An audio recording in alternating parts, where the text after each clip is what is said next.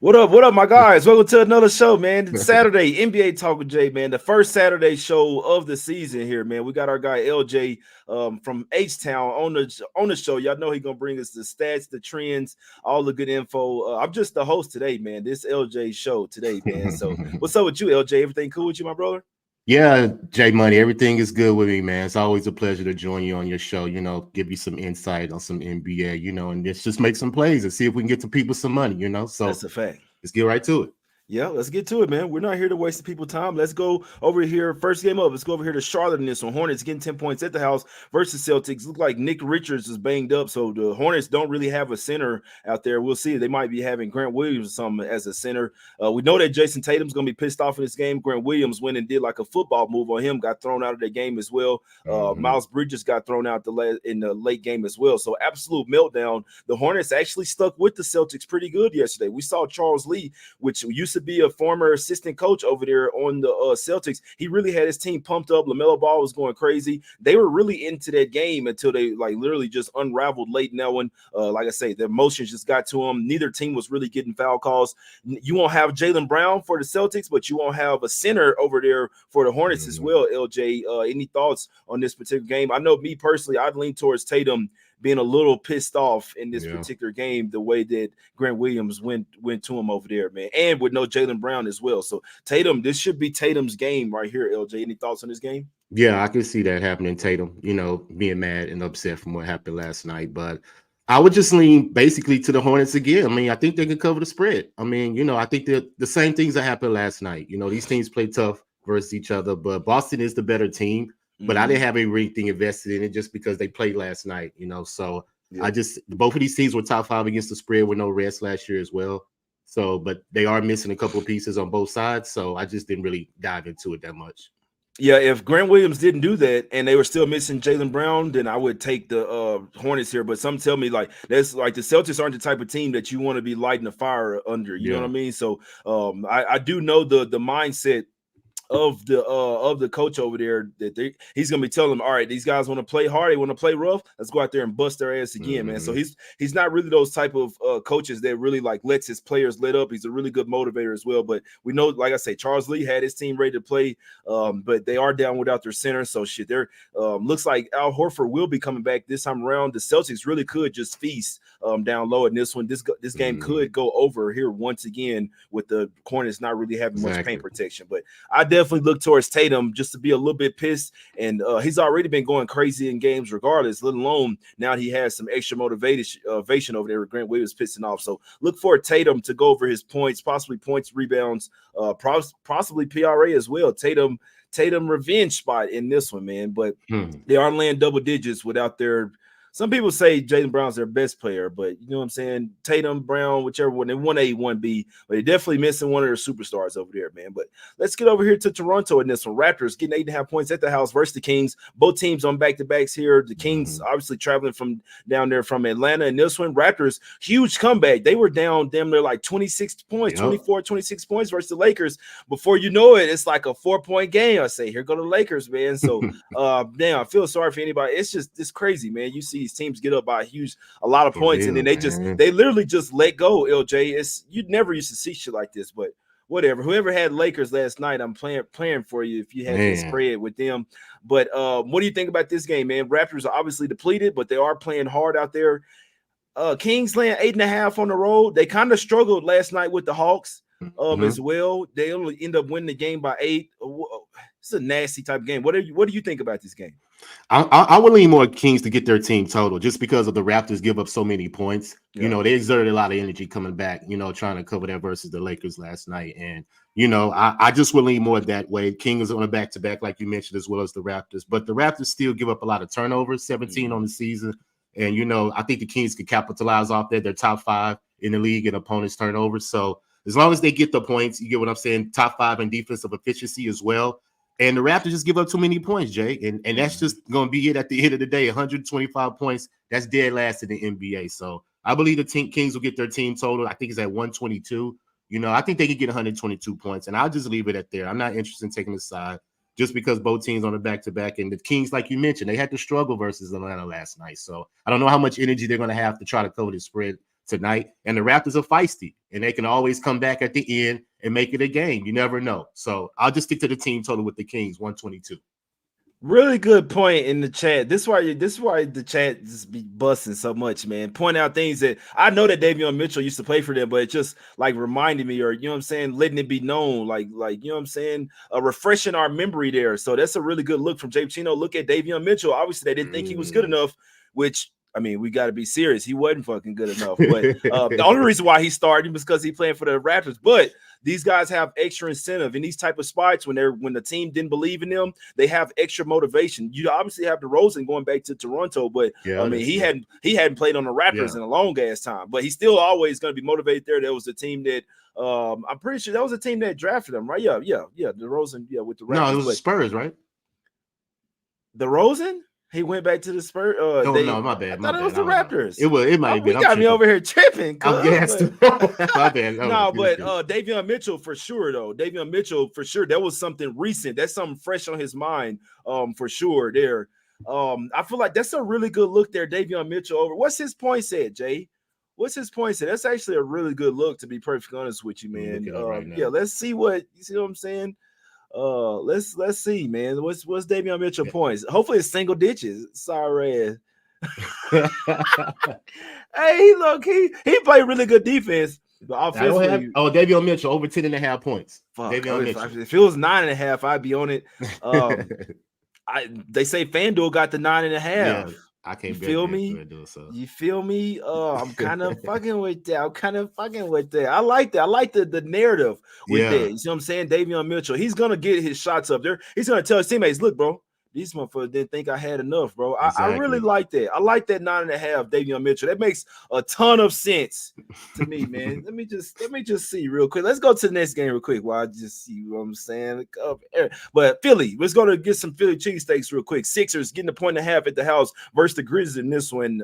LJ, Sixers have really struggled without Paul George and Joel Embiid over there. What do you like in here, my guy? Memphis first half, Jay. I got it at the half. Easy. Number one team in the first half, 65 points, plus 12-point margin in the first half, 5-1 against the spread. Mind you, the Sixers are 0-4 against the spread in the first half, 0-2 at home, minus 8-point differential. So it was easy for me, man. Memphis, they get out and run. And until the 76ers get their hogs back, I think they're going to continue to struggle. And not to mention, in the first half, they're only averaging 50 points. So Memphis early, man. I'm just going to get in and get out, not worry about the full game. I lean over just because both of these teams, 4-2 to the over for Memphis already on the road, and the Sixers are 3-1 to the over already at home. But I'm just going to take Memphis first half early because this is where they shine early. That makes sense. That makes sense, too. Yeah, it's kind of crazy because the line was at 2.5 yesterday, and it's coming down. Shit, you even see at Bet Online, they have the Sixers favored by 1 there. It's crazy, man. Some sharp money coming in on the Sixers in this one. We know up there in Philly, you never know what's going down. It could possibly be a mob game as well, man. So the easy plays have been cashing, but obviously it looks really easy to take the Grizzlies here to win this game. Just definitely a funky type of game as well. The fact that the Sixers are favored in this one, I say Grizzlies, they've been playing a lot better. Ja Morant, even though they're still without Desmond Bane and Marcus Smart, we just saw them go out there and smoke the Bucks damn near by 30 points, man. I'm trying to see one more time, man. I'm trying to check DraftKings real quick, man. Davion Mitchell. No, that's the most points. We're definitely not betting him to get the most points. Yes, it's mainly 10.5 everywhere, but I do like that. This could be a mob game here. Me personally, I'd stay away from this game. This line is super fishy. Obviously, like I say, it's some books moving to Sixers -1 here for the full game. So really fishy there. What we've seen, the Sixers obviously are not good without Joel Embiid and Paul George, but they are close to coming back. And if you're the Sixers, you want to get a fucking win or something before these guys come back, because I think they're 1-4, 1-3 so far in the season, have not been playing well here. Let's go over here down the street from you, LJ. Spurs getting 3.5 at the house versus the Wolves. Huge comeback from the Wolves last night. I'm looking at the game; they're down 8 late. Then the Nuggets scored 2 points for the last 3.5 minutes, man. Crazy as hell, bro. Ant-Man went crazy on them. LJ, what do you think with this one? Do the Wolves have a letdown? Do the Spurs have anything? Like, what are we doing here? I mean, I would probably look to Minnesota early, but how much energy are they going to have on their back-to-back coming, early in the game? So I kind of stayed off of that one. They're 1-4 against the spread in their last 5 as well, so that's not looking too good. Meanwhile, the Spurs are 3-2, so the Spurs may be in this game for the most part, so I don't want to trust the spread.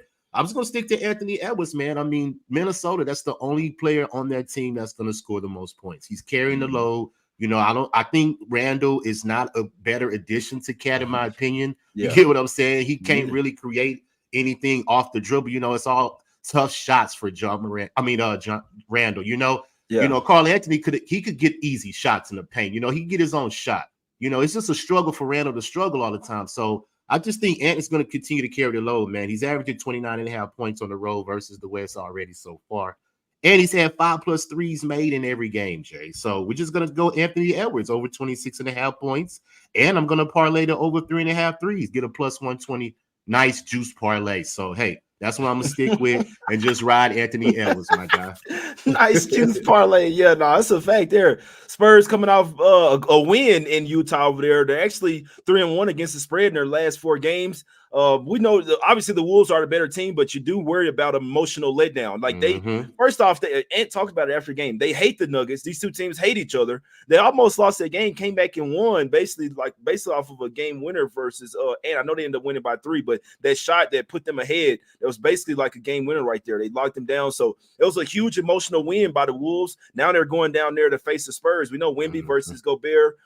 They damn near bench Gobert on the French national team so Wemby could go out there and play with the rest of the guys. They didn't like that tandem of Gobert and Wemby out there, man. So I'm not lying. It's a tough game. I mean, like you said, the Wolves have not been covering spreads. They cover one spread all season long. So they've been playing really close games. This is a funky guy. The Wolves are the much better team. I'll tell you that. But they obviously are on the back-to-back, coming off a huge emotion win, have to travel. It's a tough game. If I had to take it, it's Wolves or nothing. I mean, Spurs do play a little bit better at the house, but I mean, Wemby hasn't really looked all that great. They're still missing Devin Vassell as well. I think they'll start looking better when he gets back.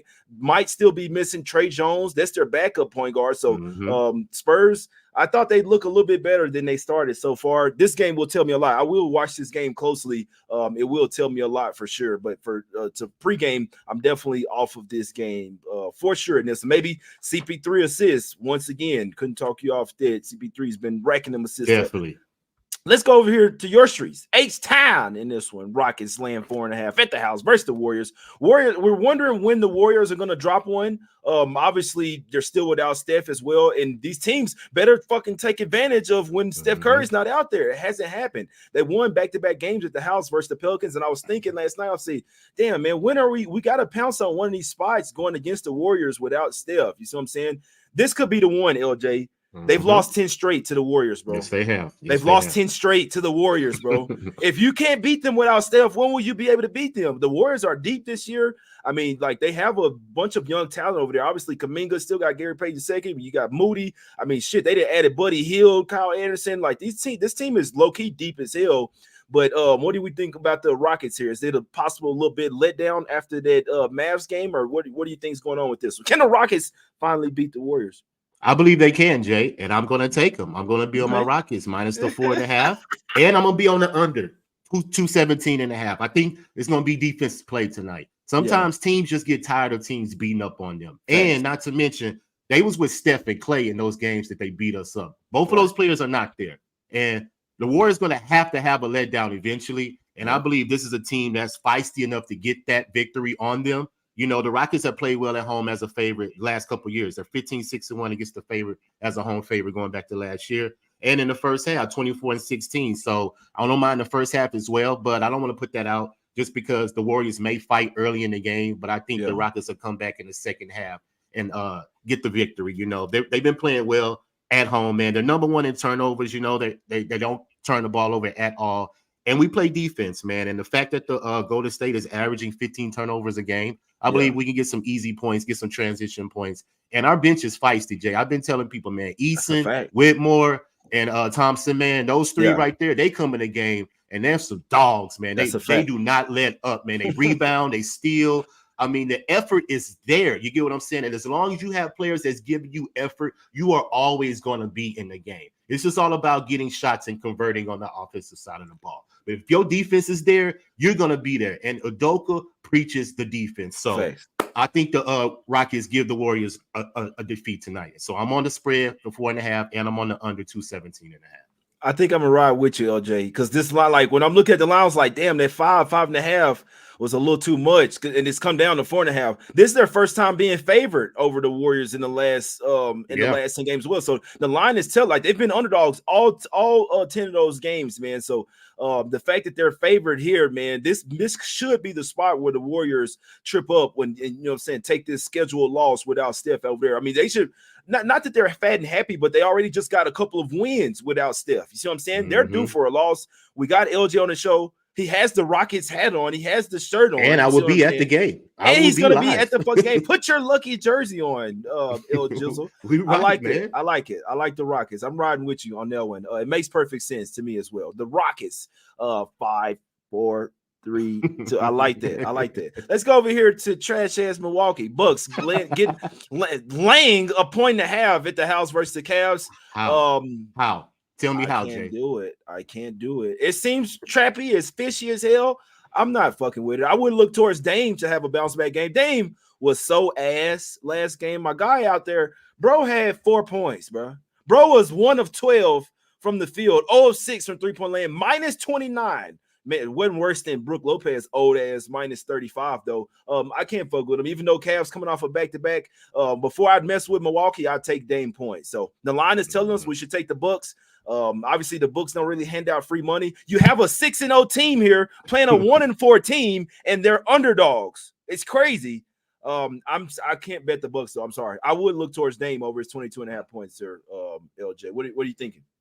I'm thinking that I don't understand how the Bucks are favored in this game when the offense Cleveland's offense is completely the advantage in this game. I mean, every statistical category points to the Cleveland Cavaliers, and you got the Bucks as a favorite. I mean, bro, if you look at the Bucks, you would not understand why they're the favorite. They got down 16 points in the second quarter last night versus Memphis, man. You get what I'm saying? And there's no effort on their defense. Their transition defense is trash. You know, they give up easy buckets. I mean, and Cleveland is coming in here with one of the best offenses in the league. They average 71% in the paint, you know, third in defensive efficiency. I mean, I don't understand how the Bucks are the favorite, Jay. So for that reason, I had to stay off, man, because I don't want to give away no money. Because you just mentioned the Bucks aren't stupid. They're $1 billion corporation for a reason. So they may know something that we don't know. So I stayed away for the most part, but I was just scratching my head to understand how the Bucks are minus 1.5 favorite. That's a fact. Man, an old timer once told me, man, when you don't understand the line, you probably want to stay off that shit. It's either you take that ugly side or you just stay off the game, man. So that's what I'm doing here. I mean, I wouldn't be surprised if the Bucks won, but they're gonna have, like you said, they're gonna have to show some pride on defense. They're gonna have to. So this is the whole thing. This is what Ski was saying yesterday. He was saying that that the coach is bad. I tell him, bro, I've been on teams with bad coaching. That doesn't have anything to do with you out there playing on the court. Effort. Yes. The coach doesn't have anything to do with you. Like, you're still getting paid millions of dollars. You might want another contract with a different team and shit. You still have to show effort out here. You just because if you don't like the coach, or if you don't like Darvin Ham, or they're throwing up trash plays, that doesn't have anything to do with your effort, with your hustle, with your heart, going after rebounds, chasing after your guys. So I don't care about who the coach is, man. The coach is not playing the fucking game. It's that simple, man. So obviously it's their job to motivate the players, run plays, do the lineups and all that. But your effort out there, that has nothing to do with anybody else except for yourself, man. So today is going to really show us a lot about the Bucks. Obviously, this is a divisional game as well. I will be watching this game closely. I do. If I'm betting this game, I take Dame over his 22.5, over 23.5 points. I think that's the look in this particular game. Whether they win or lose, I do expect him to bounce back. And obviously, Giannis is going to do what he has to do. What he does. Him and Dame right now, those are the guys that's pushing them. So Cavs are obviously the better team. They're starting off hot as hell, man. Cavs have been absolutely balling, man. So it's a lot of games and a lot of days, man, for the Cavs. But I wouldn't bet a side in this one. I'm not lying to you. It'd probably be Bucks or nothing, just because this looks ugly as hell. But Dame points, I think, is a little bit better. Look, let's go over here to Mexico real quick. Mexico, real quick. Hey, let's get some taco real quick, baby. But I know them boys over there eating good. High elevation in this game, 7,000 feet elevation, LJ. This is higher than Denver. Yeah. Denver's mile high, like 5,300 feet above sea level. This is 7,000 here. Wizards get 9.5 versus the Heat. Don't know if I want to be laying 9.5 with the Heat. This line was at 7.5. So if you looked at the spread yesterday, could have got 7.5 with the Heat. I don't know if I'm there yet. Obviously, the Wizards, they can be a little scrappy. The Heat are the much better team. I'll tell you that. Wizards coming off back-to-back wins. Didn't think that would happen all season long. Poole has actually not been playing bad. There will be missing Kyle Kuzma in this game. Heat coming off their loss versus the Knicks. I expect Heat to win. I don't know if I'm there to lay 9.5 with them in this like neutral site type of game in this one, LJ. What do you think that altitude? Do you think that affects the total a little bit more? What are you thinking here? I'm thinking that the altitude is going to affect both teams, and I'm always leery of taking teams off of their own courts. You get what I'm saying, on neutral sites, just because you don't know what to expect.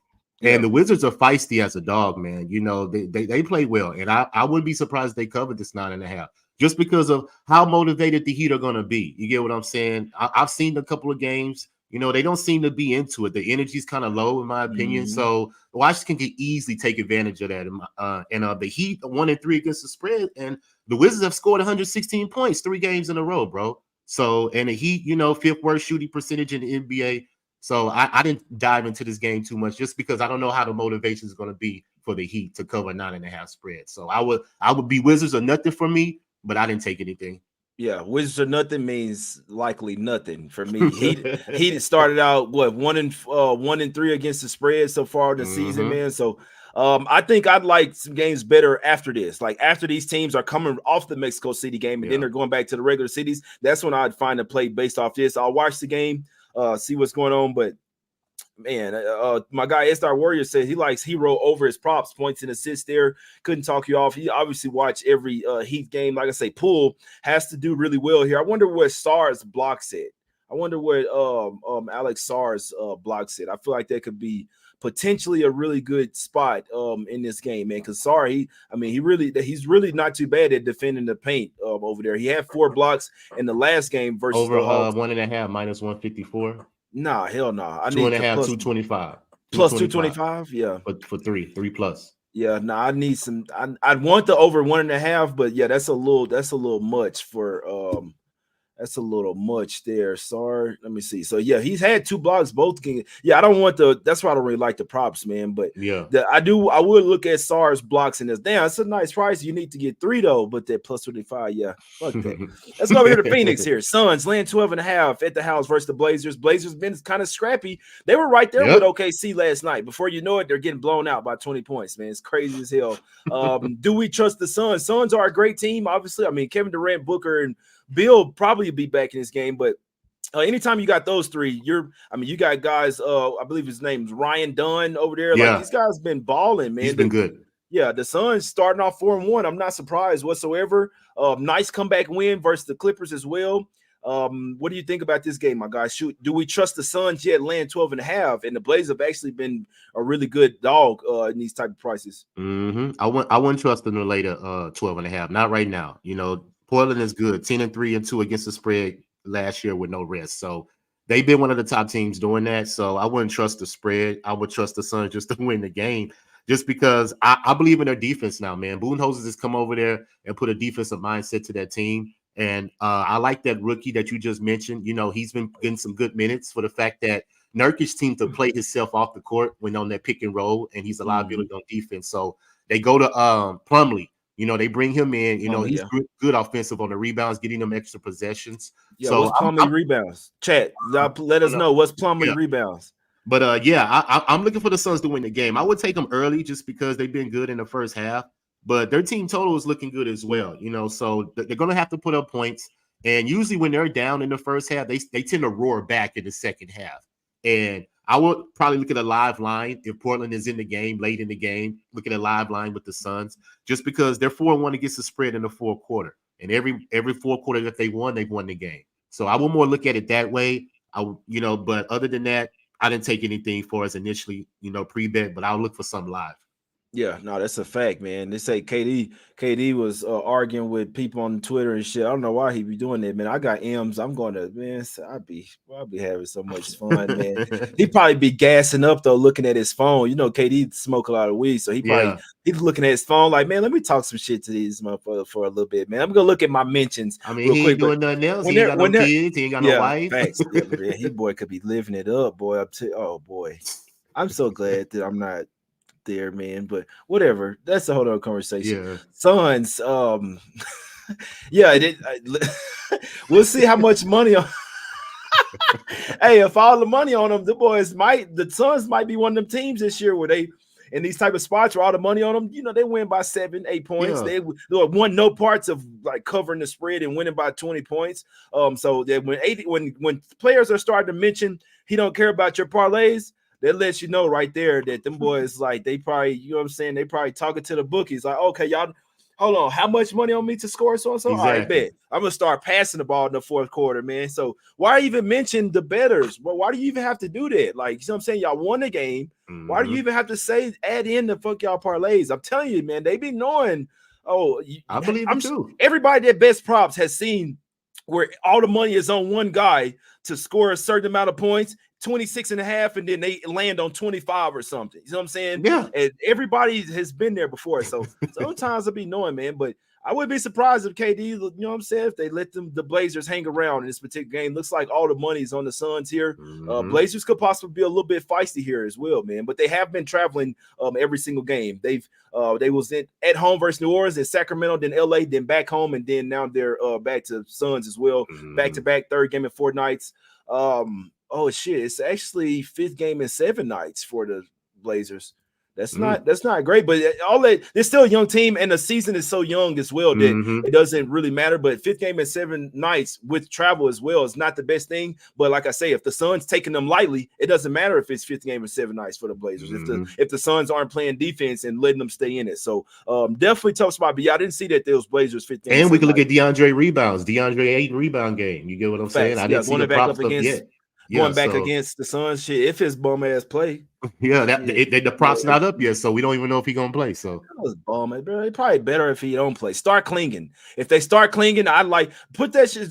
Let Aiden go out, and they push it up to 14.5 and let Clingan start. And that's actually a whole lot better for the Blazers, to be honest with you. Okay. Addition by subtraction. You feel what I'm saying? Let's go over here to Denver here, right down the street, man. I probably could slide to this game for $25 or something, man. I know them Jazz tickets. Hey, I know them Jazz tickets cheap, boy. I know nobody want to go to this game. Hey, get you front row right there. Yeah. Nah, for real, man. $200, man. Courtside seat, real quick for the Nuggets. I'm not going to see no damn Jazz. Then looks like Markin is not going to play as well. But also, what I'm not doing is laying 10.5 with the Nuggets. I can't do it. And then Jamal Murray left last game as well. Yesterday's game in concussion protocol. And you look at the spot. This is not a spot I like. Coming off a 3-game road trip, back to back. Then first game at the house and laying double digits. If this was later in the season, I'd be all over the Jazz here. Like I say, it's early in the season, so those rest spots don't really matter as much. All of the rest disadvantage doesn't matter as much because they haven't been playing a ton of games. But I don't like the Nuggets did start to look a little bit better. So they came back versus the Raptors. We see the Raptors being scrappy. They came back versus the Nets. We see the Nets being scrappy as well. They came back from both of those games. I believe down double digits to win. And shit should have beat the Wolves last night. So you can kind of argue the Nuggets are playing better. But when you talk about laying 10.5, possibly without Jamal Murray, I know he's been asked, but he's still your starting point guard. They don't have much. You can't be affording people to be out because Jokic is having to do everything for himself. Jokic is trying to hit step back fadeaway threes for the game winner. Like, what are we doing here, bro? What are we doing? Jokic, he's literally having to do everything. That's why they have his points at 29.5. What do you think about this game, LJ? Should we trust the Nuggets to get their first home win of the season by double digits? No, not by double digits. So I think it's a bad spot for both teams, to pretty much with you. Both teams are playing offensively bad right now, in my opinion. And the Nuggets in the first part of the game, they're 0-5 in the first quarter and in the first half. So they haven't covered the first quarter, first half spread yet. You get what I'm saying? And Utah, I'm not going to trust them to try to come in here and make a statement. So I'm just going to stay away from this game. The Nuggets are allowing too many points, 127 the last 3 games. And Denver is a -17 average point scoring margin. So I don't know what, man. I mean, the Nuggets, of course, should win the game coming off a game they should have won last night. Now you back in your division on your home court. So you should win the game. But I can't motivate myself to trust they're going to cover 10.5. So That's the only thing I could probably look at, if Jamal Murray doesn't play, which most likely he got a concussion, I don't know if he's going to play tonight, and just take Jokic's assists. They got it at 8.5. You know, he's had 13 assists in both games versus the division, OKC and Minnesota last night. You know what I'm saying? So I don't see why he can't get 8.5 assists tonight if he's going to be the primary, distributor on the team. So that's the only thing I'm going to look at. Jokic 8.5 assists. But other than that, I stayed away from the side just because both teams are playing horribly right now for me to try to invest any money. That's a fact. That's a fact there. Yeah, Westbrook, he went over.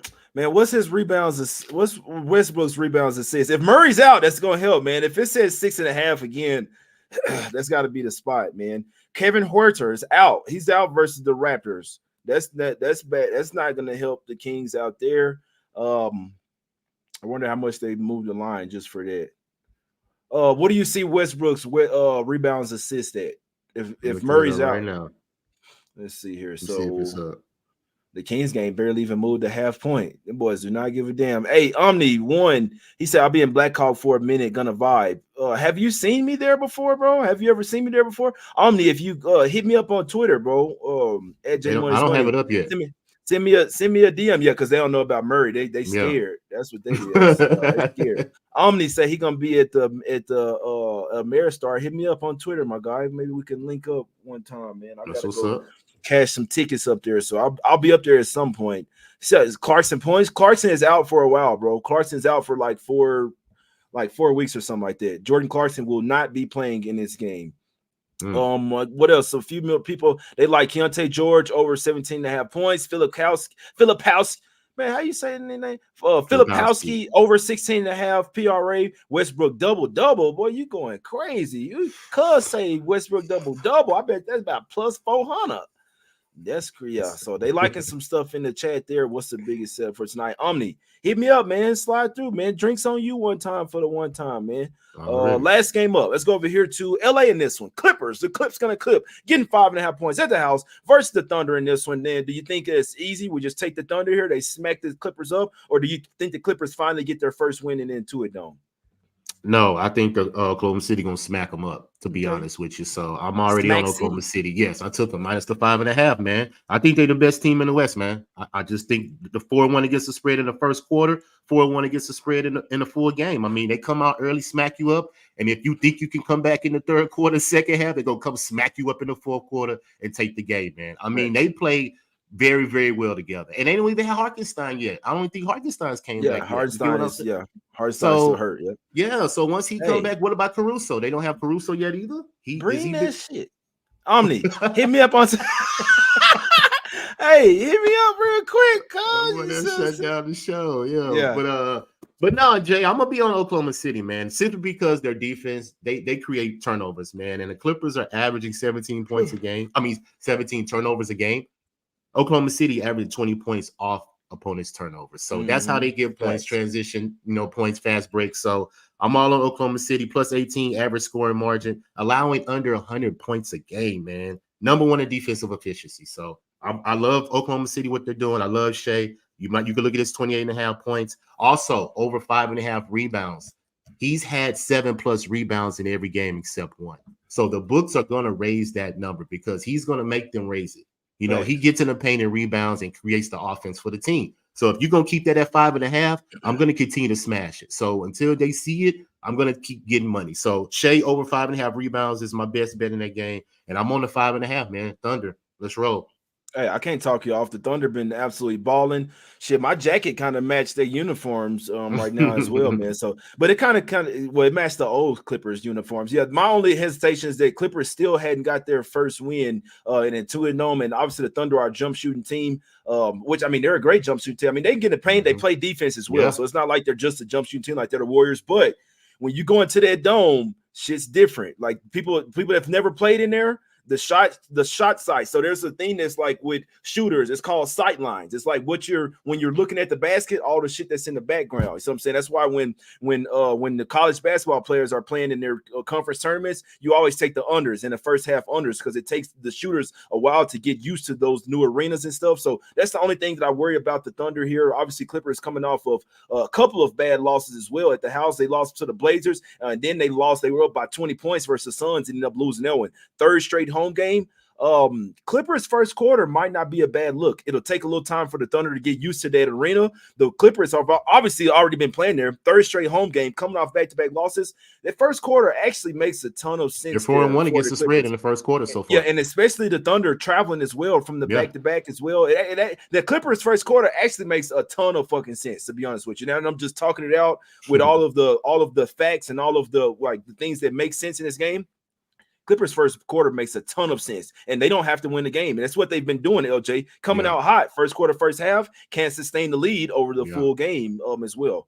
First quarter is like speaking to me there, L Jizzle. But let's get out of here, man. Recapping with your official plays, man. If y'all know, this was LJ show. I'm the host today for my guy LJ from H-Town, man. And he has the Rockets gear on as well, LJ. Let them know all your official plays, leans, where they can find you at, all that good stuff, my brother. Yes, sir. First of all, we're going to start off with Memphis first half, minus the half. I believe they're the best first half team in the league. So until the 76ers get their hogs back, I'm going to continue to fade them in the first half. So Memphis first half, I'm on the Kings team total, 122. Raptors had a lot of energy to exert last night coming back. So I think the Kings will catch them slipping and get a lot of points on the lack of defense that Toronto's going to have tonight. So Clippers team total, Kings team total, 122. Anthony Edwards points, 26.5, and his 3.5 threes, plus 120 parlay. Just because Ant carrying the load right now for the team. So I don't see how he's not going to get 30 points when he's averaging 30 right now on the road versus the West. I'm on Jokic over 8.5 assists. I believe he's going to be the primary distributor if Murray doesn't play. So I'm just going to take the assists and get out of there.